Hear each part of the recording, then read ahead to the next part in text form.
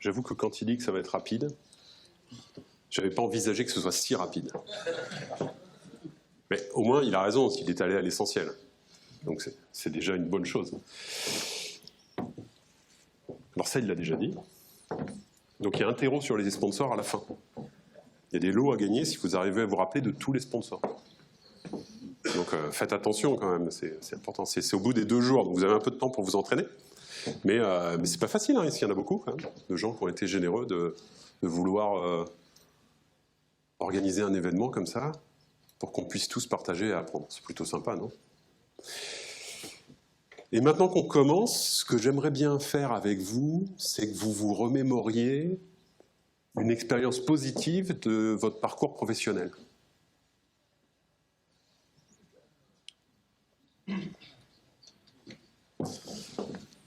Vous l'avez?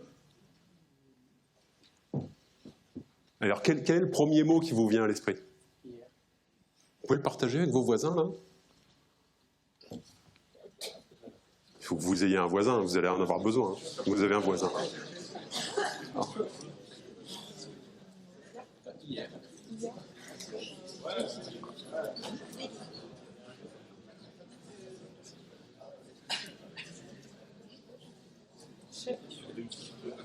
Ok.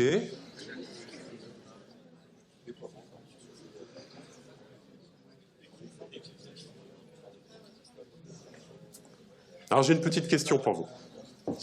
Est-ce que vous avez atteint votre plein potentiel? Alors pour répondre, c'est facile. Levez la main, levez la main. Allez-y, levez vraiment. Et alors du coup, si vous avez atteint votre plein potentiel, bah, vous allez vers le oui. Et si vous n'avez pas atteint votre plein potentiel, vous allez vers le non. Vous voyez, c'est simple. Allez-y, allez-y. Allez.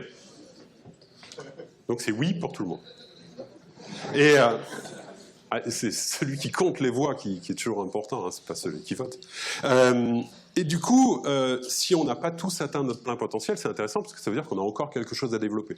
On a cette idée qu'on peut peut-être atteindre plus tard notre plein potentiel. C'est quand même super intéressant ça. Et le changement, je me suis posé pas mal de questions dessus. Mon intention au départ, c'était de développer un leadership émergent. Alors leadership, pour moi, c'est pas un rôle particulier, c'est pas limité à un manager, ou ça peut être n'importe qui peut faire preuve de leadership. Et émergent parce que c'était un peu en rupture de nos habitudes de nommer des leaders. C'était se dire, bah, comment on peut créer les conditions pour que le leadership émerge, pour que des leaders émergent dans une organisation. Donc c'était ça l'idée. Et du coup, ça m'a posé la question de bah, quel type de changement on peut faire et mais est-ce qu'on peut vraiment changer? Pourquoi changer? Bah, pourquoi changer? Moi, je me disais, mais pour relever les défis qui nous font face. L'humanité est face à des défis. Je sais pas qu'est-ce qui vous vient en tête. Moi, j'avais pensé à climat, j'avais pensé à paix, j'avais pensé à disruption technologique. C'est des défis fantastiques qui sont face à nous, qui sont plutôt complexes, et donc on a besoin d'être capable de gérer plus de complexité. Alors évidemment, vos motivations peuvent être différentes, mais je me dis que dans tout ça, on a une raison de changer. Puis dans le changement, j'ai souvent rencontré des gens qui étaient un petit peu frustrés, parce qu'ils essayaient vraiment de changer les choses, ils essayaient vraiment de faire changer leur organisation, et c'était difficile. Est-ce que vous avez rencontré des gens comme ça? Ah oui, il faut participer. Hein, c'était écrit sur votre billet. Hein. Vous avez. Et alors, j'ai aussi souvent rencontré des gens dans des organisations où on essayait de les forcer à changer et ils résistaient. Plutôt bien, d'ailleurs. Ils résistaient plutôt bien. Vous en avez rencontré des gens comme ça? Il y a des gens qui sont déjà endormis. Normalement, on attend un tout petit peu, hein, quand même. Non?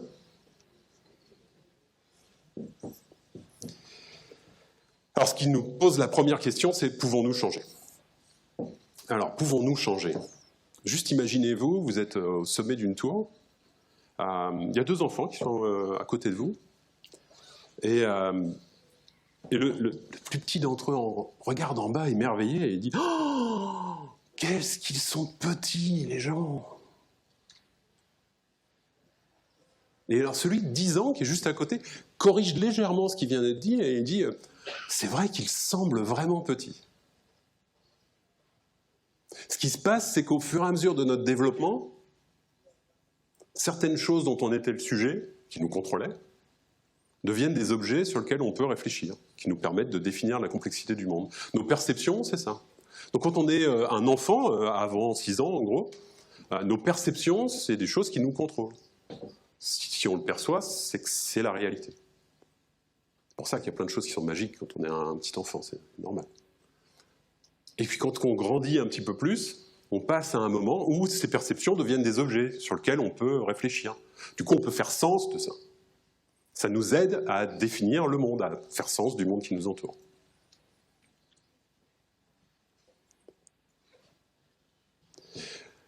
Robert Keegan, je vais m'appuyer sur les travaux de Keegan, qui est un psychologue du développement, c'est pas très grave, vous pourrez chercher plus tard à propos de ça.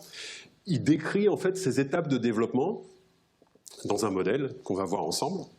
Et cette première étape, c'est ce qu'il appelle le stade de conscience impulsive. Et c'est ce qu'on voit dans la petite enfance, en gros avant 6 ans. Alors évidemment, ces frontières-là sont toujours un petit peu floues, hein, ne vous inquiétez pas. Et c'est caractéristique de la petite enfance où, en fait, on réagit de manière impulsive et égocentrique, forcément, nécessairement centré autour de nous. Lorsqu'on va changer de stade de conscience, comme on vient de le voir juste avant, nos perceptions dont on était le sujet, qui nous contrôlaient, deviennent des objets sur lesquels on peut réfléchir. On voit les gens petits, mais on peut faire sens du fait que, en fait, on les voit petits, ça veut dire qu'ils sont loin. En fait, ils ne sont pas petits. Ok? Vous l'avez? Et donc, ce deuxième stade suivant, c'est ce qu'on va avoir de l'enfance jusqu'à l'adolescence, c'est ce que Keegan appelle le stade de conscience impérial. Donc, on a des perceptions, nous ne sommes pas nos perceptions. Alors évidemment, on commence à comprendre les relations de cause à effet. On est capable d'agir de manière plus réfléchie pour atteindre nos objectifs. On peut même répondre aux attentes des autres, surtout si on y voit un intérêt, si ça sert nos objectifs. D'accord ? En fait, là, on devient le sujet de nos besoins, de nos intérêts, de nos désirs. Alors, on est prêt à suivre les règles, les idéologies, mais c'est souvent soit par désir de la récompense ou par peur de la punition si on ne le faisait pas. Vous connaissez des gens comme ça ?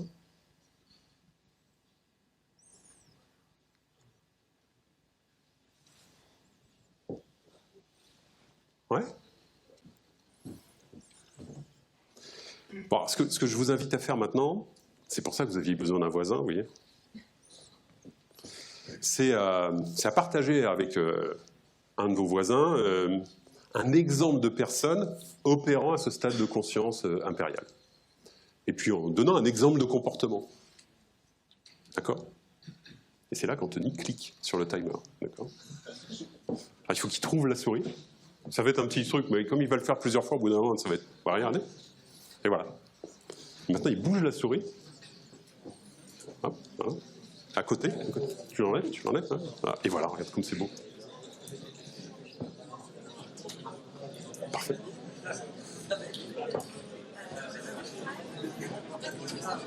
Il est en train de tout dire. Il ne faut pas tout faire, il faut que tu trouves un autre voisin, mais il est pas bon. Et moi, je fais des photos de public.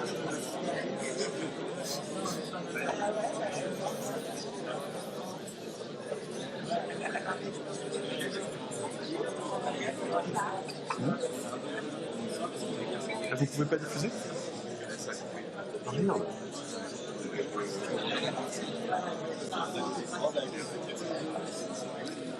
voulez qu'on recommence de zéro?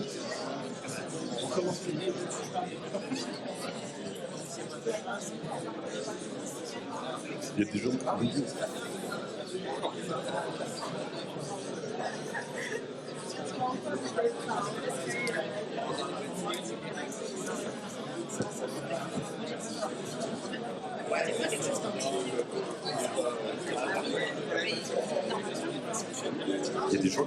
Il y a des gens qui sont debout au fond, et en fait, il y a des places devant. Je leur ai dit. Ok.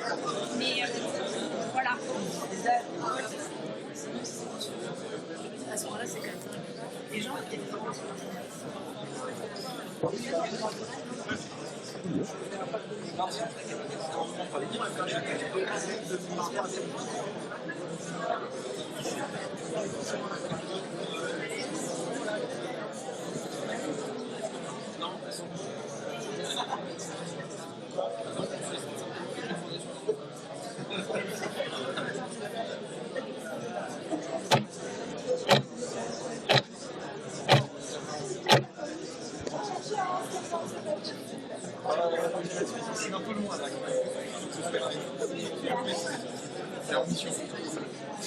C'est bon?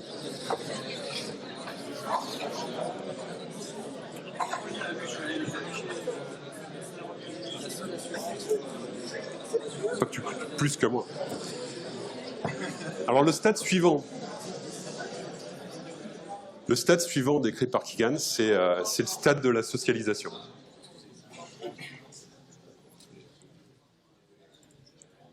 À ce stade, on est capable d'adopter une perspective plus large qu'au stade précédent.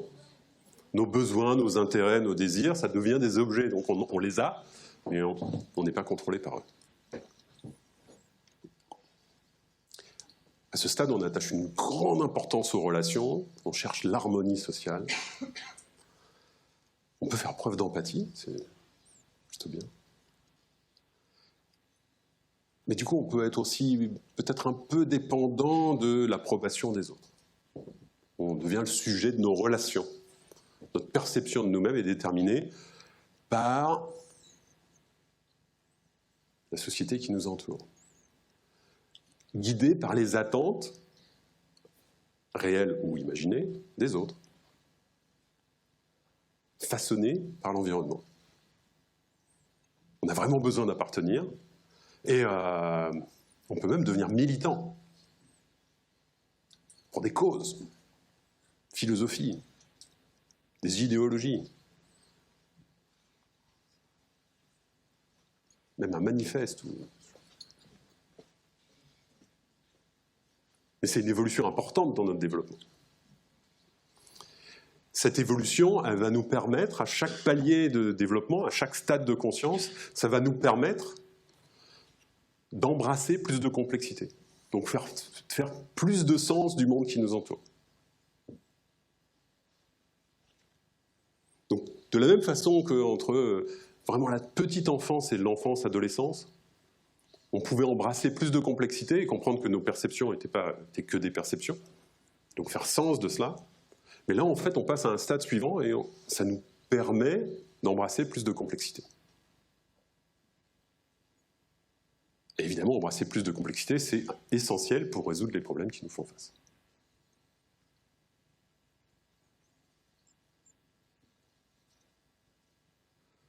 Alors, je crois que c'est le bon moment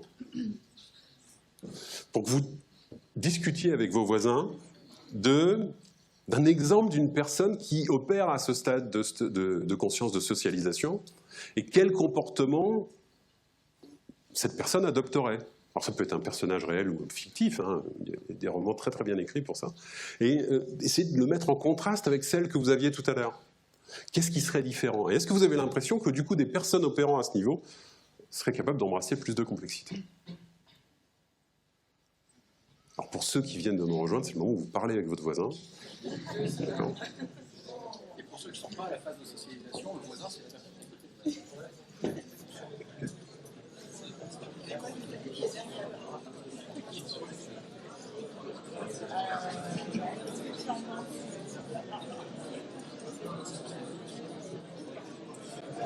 Ça fonctionne maintenant ?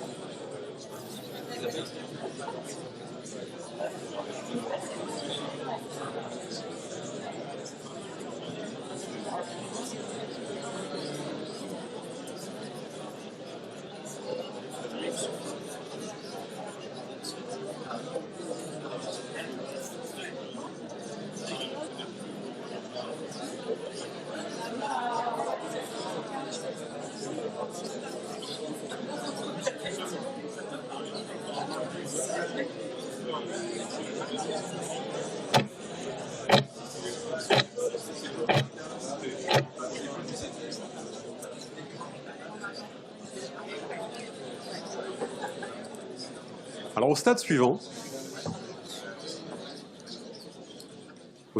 et puis vous avez bien compris que vu où on allait là, on n'en a plus pour très longtemps. Hein. On va arriver au bout de l'image. Donc au stade suivant, stade hauteur, on dépasse vraiment le stade de socialisation dans le sens où cette fois c'est nous qui déterminons nos principes, nos valeurs. On revendique notre indépendance par rapport à l'environnement qui nous entoure. Ça ne veut pas dire qu'on l'ignore, mais on définit nous-mêmes nos principes et nos valeurs. On se réfère à une autorité intérieure. Alors, ce qui est vraiment bien, je trouve, à ce stade-là, c'est qu'on peut vraiment se distancier de nos émotions. Et du coup, les écouter comme un signal qui pourrait nous être utile. On prend notre part de responsabilité, part de blâme, ni trop peu, ni trop. Et puis on peut s'ajuster. On est les auteurs de notre propre système. Du coup, on est capable de penser de manière plus systémique, d'intégrer différents systèmes de valeurs, même si ça implique de remettre un peu en cause les attentes des autres.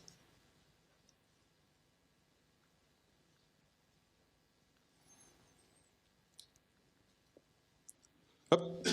Excusez-moi. Et enfin, au stade de conscience transformation, là on est dans l'exploration de nous-mêmes et de l'interaction avec les autres, et on voit des opportunités de développement dans tous les aspects de notre vie. Même nos idées ou nos croyances deviennent des objets sur lesquels on peut réfléchir. Ce qui fait qu'on peut les remettre en cause complètement, ainsi que celles de notre environnement, et qu'on est capable de naviguer de manière assez fluide entre différents systèmes de valeurs, différents systèmes de croyances, sans avoir nécessairement besoin de les juger les uns par rapport aux autres, c'est juste les prendre en considération comme ce qu'ils sont, juste des systèmes de croyances. Et évidemment, on peut s'adapter plus facilement à ce contexte. Alors je me doute que là, vous avez envie d'en parler entre vous. Mais non, on va attendre un petit peu. Si on regarde la répartition des adultes par rapport à ces stades-là, moi, la première fois que j'ai lu les définitions, je croyais que c'était ça, adulte, puis que là, du coup, ça allait être entre les deux. Mais en fait, pas tout à fait. Mais la répartition des adultes, elle est à peu près comme ça. Et du coup, les deux qui sont sur la droite sont plutôt atteints dans la deuxième partie de la vie. Alors, c'est des choses qui ne sont pas... C'est pas une date déterminée, pouf, vous changez. Hein, et pour certains, le développement peut être ralenti ou même complètement interrompu. Ce qui explique qu'on trouve quand même des adultes à des stades relativement à gauche du schéma. Mais ça ne veut pas dire que s'il a été ralenti ou interrompu à un moment donné, il ne peut pas continuer à redémarrer à un autre moment. Il n'y a pas de garantie là-dessus. Ce qui est intéressant aussi, c'est que tous les stades sont toujours présents en nous. C'est-à-dire que je peux toujours me comporter comme mon 2 ans, comme quand j'avais 2 ans. Vous savez, les moments où on est en rage et on ne peut pas faire autre chose que de l'exprimer. C'est quand je ne voulais pas partir du square. Vous savez ça? Ça peut toujours m'arriver encore maintenant. Donc en fait, tous les stades sont toujours présents en nous. Donc c'est pas parce que vous allez repérer une personne agissant comme ça qu'il est comme ça tout le temps. Hein. Ou que vous-même, quand vous allez vous observer, vous allez vous dire, oh, ça ne veut pas dire que vous êtes tout le temps là. Ça veut dire que vous n'opérez pas à 100% là. Pas rien. Et alors du coup, on le voit, c'est que certaines personnes sont vraiment douées pour nous ramener à opérer plutôt dans cette zone-là. Alors certains politiciens sont experts dans cette approche-là, pour vraiment nous amener à réfléchir avec notre cerveau d'ici. Alors c'est vraiment bien parce que tous les problèmes deviennent beaucoup plus simples, puisque là on ne voit que des relations simples de cause à effet. Toutes les choses sont blanches ou noires, il y a une simple dichotomie pour tout. Ce qui est vraiment très pratique, parce que du coup c'est facile de comprendre le monde hein, comme ça. Mais on peut tester, hein. On peut tester tous ensemble. Hein. Vous voulez tester ? Alors, le chômage est causé par... Rien d'autre ? Par le travail. S'il n'y avait pas de travail, il n'y aurait pas de chômage. Ouais. Chômeur, le travail. Rien d'autre ? Ouais, je vous le dis, je suis vraiment très fier de vous. Alors c'est la deuxième fois que ça m'arrive où les gens ne le disent pas. Je vais finir par croire que la fois où ça m'était arrivé juste avant, c'était vraiment exceptionnel, j'avais vraiment un public spécial. La première fois où j'ai posé cette question, je ne sais pas pourquoi je l'avais posée, mais le résultat m'avait tellement surpris que je me suis dit que j'allais la poser à chaque fois maintenant. La première fois que j'ai posé cette question, j'ai dit le chômage est causé par, et j'ai entendu une personne dire les étrangers et un autre l'immigration. Je me suis dit que c'était exactement la démonstration que j'attendais. Mais je n'avais pas osé espérer que ça arrive aussi facilement. Et en fait, c'est exactement ça. C'est une dichotomie simple qui explique un problème beaucoup plus complexe d'une façon complètement idiote. Enfin. Mais ça marche. Pas toujours. Donc bravo. Ou pas, parce que peut-être que vous n'avez juste pas osé parler. En voulant nous emmener côté impérial, ils arrivent surtout à nous emmener côté impulsif. Oui, c'est ça. Ça nous tirait par là. Et la question c'est, qu'est-ce qu'il faut que je fasse moi pour pas être là, mais plutôt essayer d'aller par là? Donc ce qui est super intéressant avec tout ça, c'est que ce qu'on voit grâce à un modèle comme ça, c'est que contrairement à la croyance qu'on avait au départ, où on se disait, bah oui, je passe de la petite enfance à l'enfance, adolescence, et puis après j'arrive à l'âge adulte, et pouf, c'est fini. C'est hop, en pente douce jusqu'à la fin. Et non, en fait, pas du tout. On peut continuer à se développer tout au long de notre vie. On peut. On a le potentiel de le faire. C'est quand même merveilleux, ça. Si, c'est quand même merveilleux, non? Non? Alors, c'est le moment où Anthony clique. Parce que là, je pense que vous avez un truc à discuter, non? Ce que j'aimerais vous discutiez avec vos voisins, c'est, ça vous inspire quoi, ce modèle de développement? Est-ce que ça vous ouvre une compréhension différente sur les autres, ou peut-être sur vous-même ou... Il a cliqué, hein. Faut commencer. Hein. Si votre voisin d'avant vous plaît pas et que vous voulez changer, vous pouvez changer.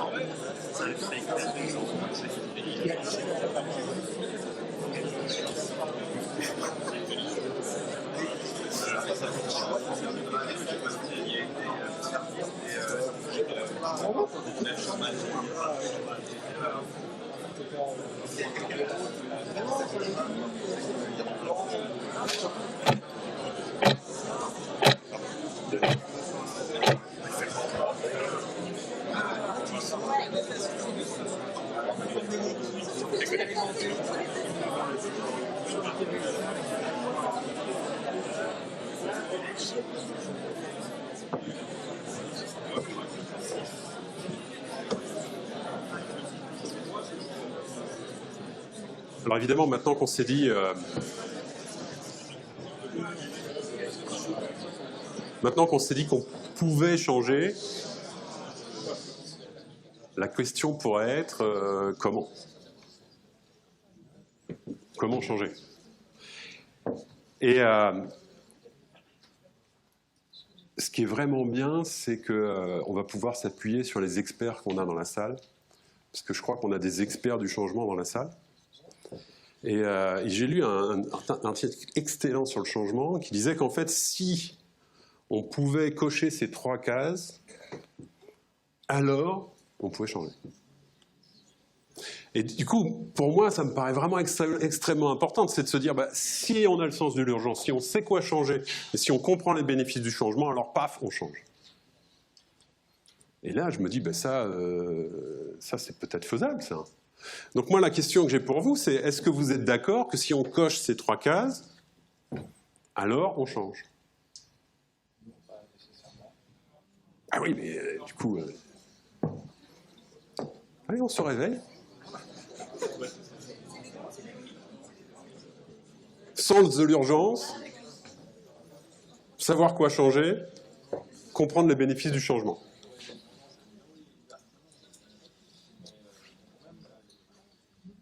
Alors, on a beaucoup d'abstention dans la salle. Il n'y a que les experts du changement qui ont répondu. C'est embêtant quand ça devient une question d'experts, je ne suis plus très sûr. Mais je ne plaisante pas, c'est vraiment des vrais experts du changement qui disent ça.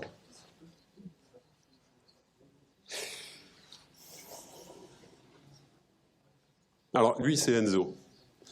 Je vais vous parler d'Enzo parce qu'en fait, Enzo a été sauvé par son cardiologue. Eh ouais, c'est pas rien. Il a ajusté son régime, il a arrêté de fumer, il a fait de l'exercice régulièrement, et il a été sauvé. Et donc, je crois qu'on vient d'apporter exactement la démonstration que si on coche ces 3 cases, on change. Hein ?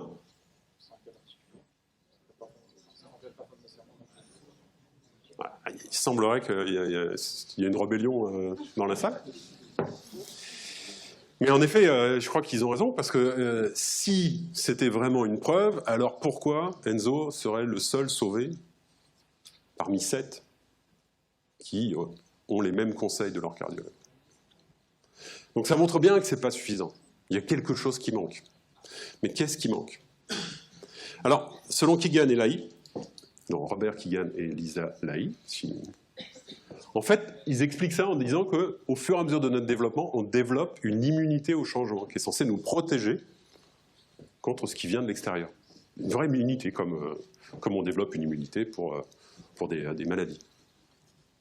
Et du coup, cette immunité, c'est quoi? C'est on prend un engagement, on veut faire quelque chose, et en fait, l'immunité, elle se traduit par des engagements cachés qu'on avait pris avant, qui sont contradictoires à notre engagement qu'on vient de prendre, qui ne sont pas conscients, bien sûr, et qui nous empêchent de faire ça.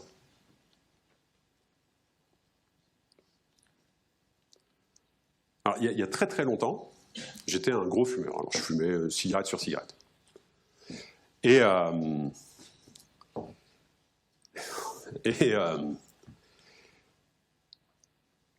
mon père était mort d'un cancer à 54 ans, et 2 ans avant. Donc je savais aussi clairement quoi changer, c'était pas très dur de se poser la question. Ma femme était enceinte, et je me disais que si je voulais avoir une chance de voir grandir mes enfants, il fallait peut-être que je change. Donc je crois que j'avais bien coché les 3 cases. Et pourtant, Ça a semblé impossible.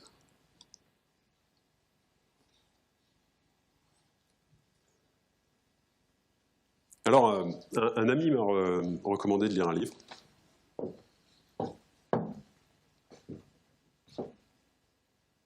Alors, je l'ai lu. Et j'ai arrêté. Alors là, vous êtes en train de me dire, attends, t'es en train de nous vendre un bouquin là, que t'as même pas écrit? Non, je ne suis pas en train de vous le vendre. D'abord, il a été vendu à plus de 13 millions d'exemplaires à l'époque où j'ai fait la photo, ce qui veut dire peut-être probablement plus maintenant. Non, non, c'est pas ça le point. Le point, c'est qu'est-ce qui s'est passé à la lecture de ce livre pour qu'on passe du possible, de l'impossible au possible. Mais en fait, ce qui s'est passé, c'est que le livre m'a aidé à révéler les engagements cachés. Et une fois qu'ils étaient révélés, bah, ils devenaient inopérants. C'est ça qui s'est passé. C'est ça la magie du livre, en fait. C'est juste savoir poser les bonnes questions qui vont révéler les engagements cachés. Et une fois conscients, bah, ces engagements contradictoires, bah, ils étaient inopérants. C'était des engagements du genre je fais partie des durs, je fais partie des mecs cool.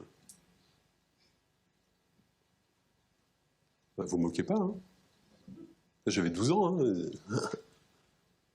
Mais évidemment, une fois conscient, vous voyez bien que c'est plus beaucoup de sens. Et donc, ils devenaient inopérants. Ils n'avaient plus de poids par rapport à mon nouvel engagement.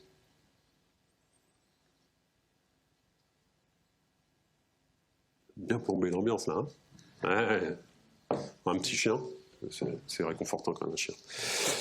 Donc, on a répondu quand même aux 2 premières questions, mine de rien. Hein? C'était quoi? Est-ce qu'on peut changer? Et comment changer? Enfin, comment changer? On sait que pour changer, il faut qu'on révèle les engagements cachés pour qu'ils deviennent inopérants. Mais du coup, ça nous amène à 2 nouvelles questions. Mais avant de découvrir ces 2 nouvelles questions, Anthony, au clic, je vous invite à discuter un peu de ça avec vos voisins et à vous dire, mais est-ce que ça évoque quelque chose, cette idée d'engagement caché, contradictoire, inconscient? Est-ce que vous pouvez connecter ça à quelque chose de votre expérience? Alors maintenant, vous discutez avec votre ami, puisque c'est plus vraiment un voisin, avec tout ce que vous avez dit. Vous pouvez échanger vos téléphones, c'est bon.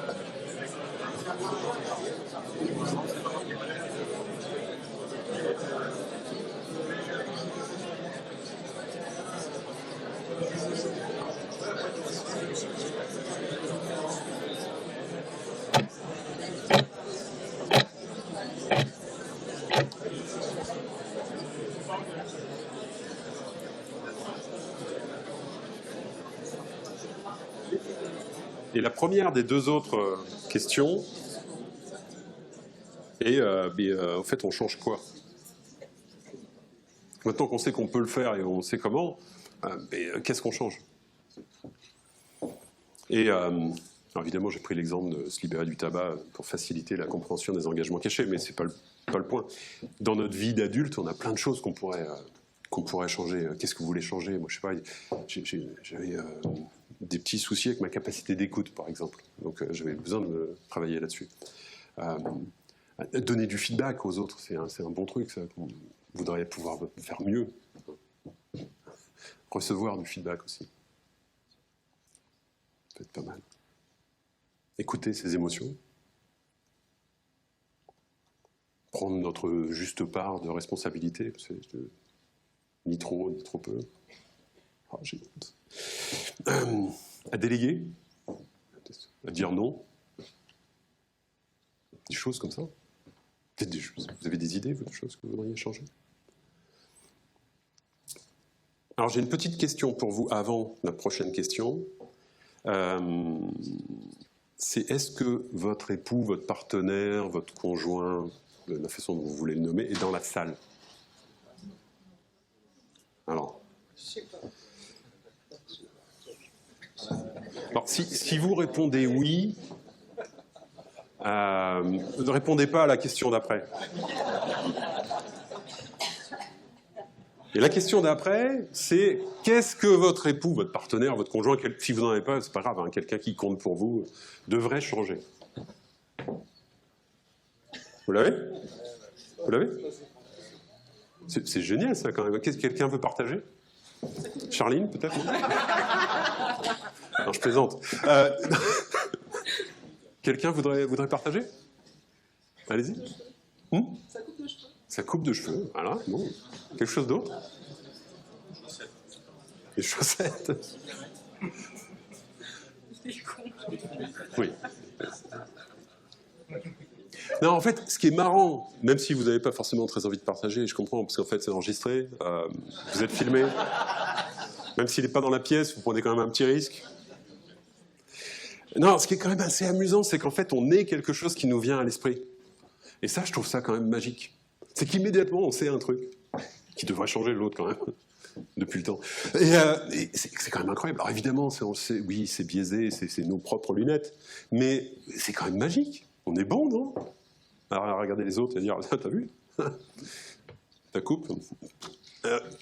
Non.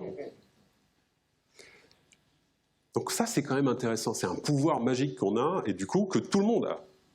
Et on peut peut-être utiliser ce pouvoir magique en se disant, évidemment, la vraie question quand on revoit les choses que les autres pourraient changer, c'est qu'est-ce que moi je pourrais changer pour faire que ça arrive, hein.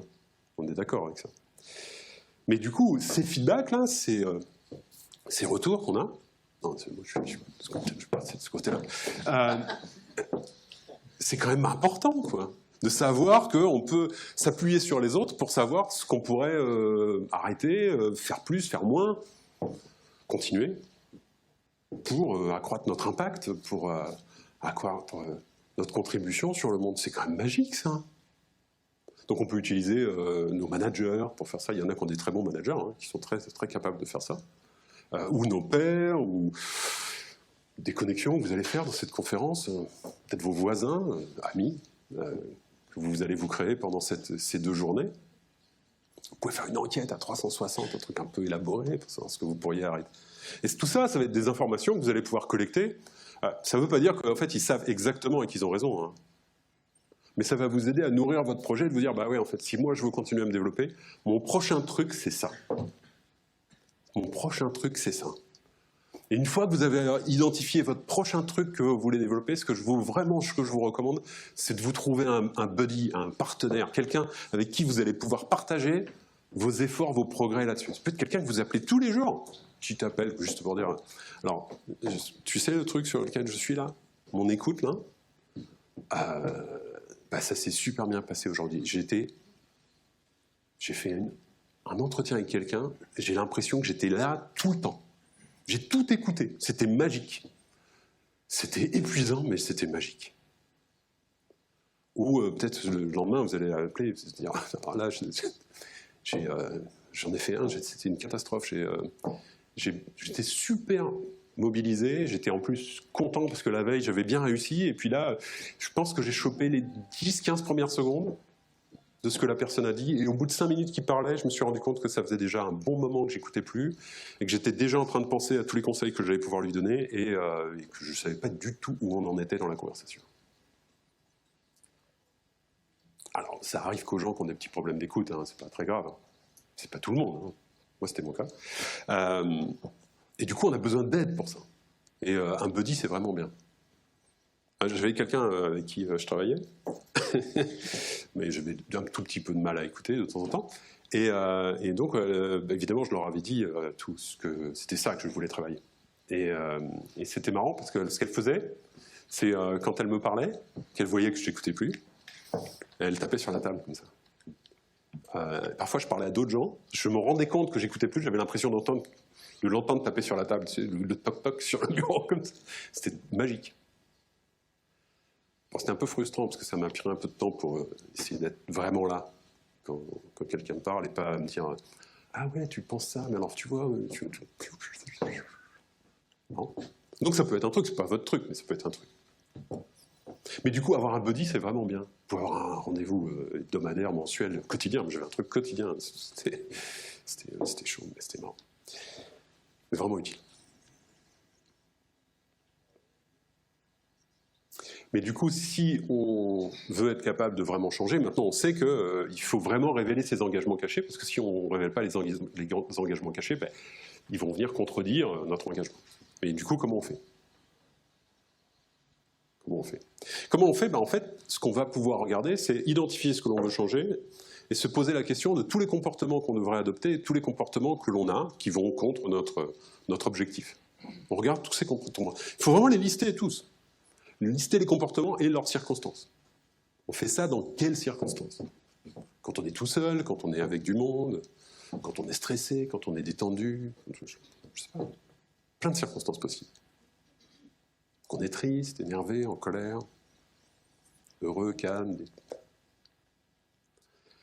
Et une fois qu'on a listé toutes ces choses, on va se dire, mais c'est quoi ? J'ai peur de quoi, au fait ? Si je fais pas ça, il se passe quoi ? Alors j'avais un chef qui était vachement bien, un gars très smart, hein,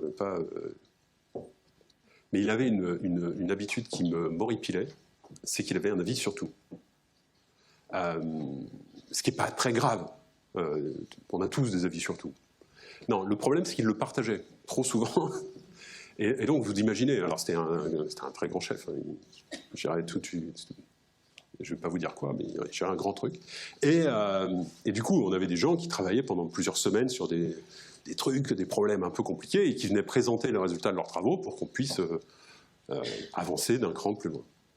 Donc c'était vraiment des experts d'un domaine qui travaillaient ensemble pour faire des propositions, pour qu'on puisse prendre des décisions importantes. Et lui, il était capable de donner son avis, alors qu'il n'avait aucun niveau d'expertise là-dessus. Au mieux, il en avait fait il y a 20 ans. Et ça déraillait complètement les présentations que les gens pouvaient faire, et même les propositions qu'ils allaient faire. Et donc, j'ai essayé de lui dire, en fait, pourquoi ? Qu'est-ce qui se passe, quoi ? Et en fait, il m'avait dit, on a eu une petite conversation, c'est pas fait en une phrase, hein. Et il m'avait dit, en fait, mais je suis obligé de faire ça. Je suis obligé de contribuer. Si je ne contribue pas, les gens vont trouver que je suis inutile. Je me suis dit, ah ouais, donc c'est ça, c'est ça ta peur en fait. C'est que les gens pensent que tu es inutile. Donc tu viens dans des meetings, tu nous fais la mouette. Vous voyez ce que c'est une mouette dans un meeting, non ? Quand ça arrive, ça fait beaucoup de bruit, ça se chie sur la table et ça s'envole. Et c'est horrible ça, ce comportement. Donc en fait, on a un peu discuté de son comportement de mouette. Et j'avoue que j'avais quand même assez peu d'espoir. Alors je le surveillais comme le lait sur le feu, pour essayer de me dire, bon, il faut que je l'arrête, quoi. Je peux trouver des stratégies pour l'arrêter, quoi. Et le meeting d'après, j'étais prêt à tout. Et le voilà qu'il se tait. Il dit rien. Je me suis dit, c'est pas possible qu'il n'ait pas d'avis. Il dit rien. Il écoute. Et il dit merci. Il remercie pour le travaux qui avaient été faits. Et là, je suis scotché. Ben, en fait, cette simple révélation que c'était ça, sa peur, moi c'était un mec smart, hein, j'admets, mais ben, ça lui avait suffi pour se dire, mais en fait, à quoi ça me sert vraiment ? Et il avait changé. Clac ! Du jour au lendemain. C'était incroyable. Alors ça ne s'est pas passé en une conversation, on y est allé d'abord parce que je n'ai pas osé lui dire direct, tel que je vous l'ai dit là. Je ne vais pas parler de la mouette, tout ça. Hein, Mais quand il a révélé ce que c'était ça, sa peur, eh bien, il a réglé le problème. Et en fait, il s'est rendu compte qu'en fait, ce dont les gens avaient besoin, c'était une décision à la fin. C'est-à-dire, bah ouais, on va essayer ce truc-là, et même si on se rate, c'est pas grave. Mais maintenant, on décide, on fait ça. Et puis on réévaluera quand on réévaluera. Ben, je crois qu'il a augmenté son pouvoir à ce moment-là de manière incroyable. Donc c'est de cette façon qu'on révèle les engagements cachés. On regarde les choses que l'on fait et on regarde les peurs que ça nous génère. Si on ne le faisait pas, qu'est-ce qui se passerait? Ou si on le faisait, qu'est-ce qui se passerait? On a l'air ridicule, ça ne servirait à rien, etc., etc. Alors, c'est pas fini, mais presque. Parce que il vous faut des petites tactiques pour savoir quoi faire quand vous allez tenter de faire les trucs qu'il ne faut pas faire. Parce qu'en fait, ça va vous arriver. Moi, j'avais des petites tactiques, vous vous rappelez, le petit toc-toc sur la table. Bah, du coup, ça m'avait aidé parce que du coup, j'entendais le toc-toc même quand il n'était plus là. Mais ça m'avait aidé parce que du coup, je savais quoi faire. Je savais qu'il fallait que je regarde la personne, ou il fallait que je regarde mes notes. Du coup, je disais aux gens, je prends des notes parce que ça me permet d'écouter. Ce qui était vrai. C'était vraiment vrai. Mais du coup, j'avais trouvé des petites tactiques pour me remettre dans le track d'écoute. Et donc, vous avez besoin de ces petites tactiques. De temps en temps, c'est boire un verre d'eau, aller faire un tour, marcher. Ça dépend de ce que vous voulez changer. Sourire devant un miroir. J'aurais dû plus sourire ce matin.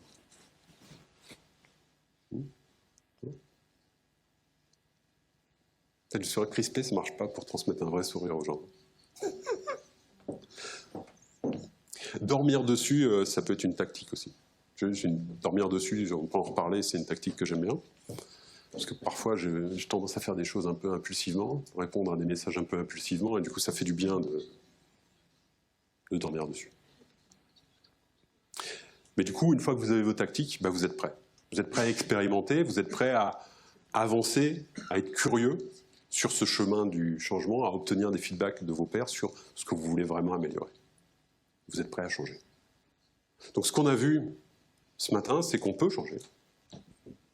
On sait ce qui nous retient de changer. On sait comment identifier ce que l'on veut changer. On sait qu'on doit révéler les engagements cachés, on sait comment faire.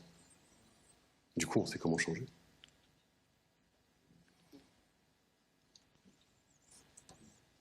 Ce que je vous propose, c'est de partager avec vos voisins comment vous envisagez d'utiliser cette approche pour vous-même. Et du coup, c'est quoi les questions qui vous restent? Il a cliqué, hein. Il faut y aller.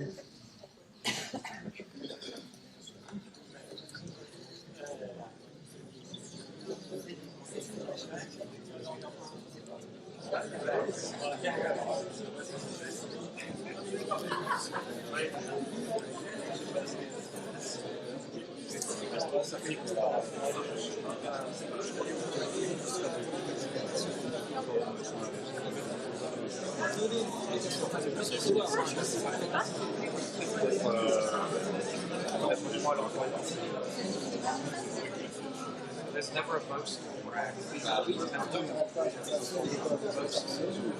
Like rags, elbows,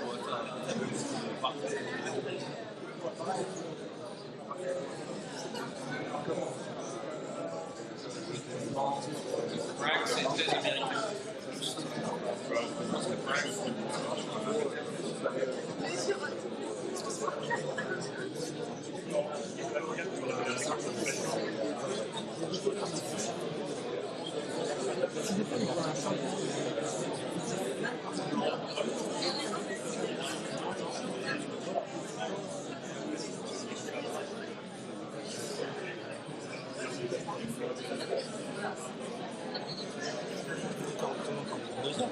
C'est bon, on est bon dans le timing. Enfin, le timing, c'est accessoire. On est juste au bout, là. Je finis dans une minute.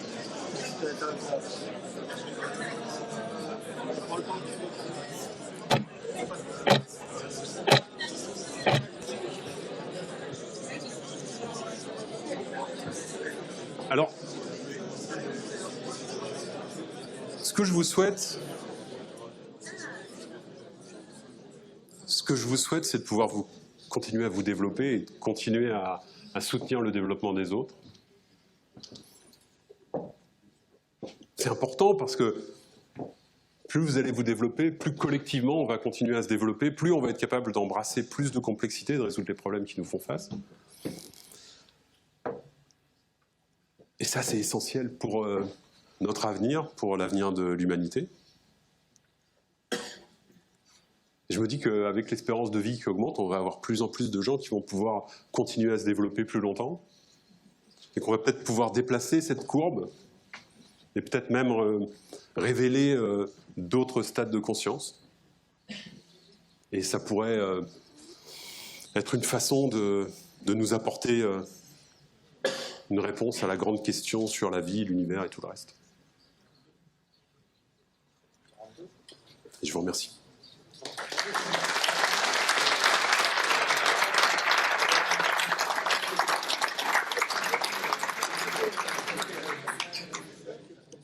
Alors si j'en crois Anthony, je pense qu'il est l'heure qu'on parte vers d'autres cieux. Donc ce que je vous propose, c'est de continuer la conversation durant le forum ouvert vendredi après-midi.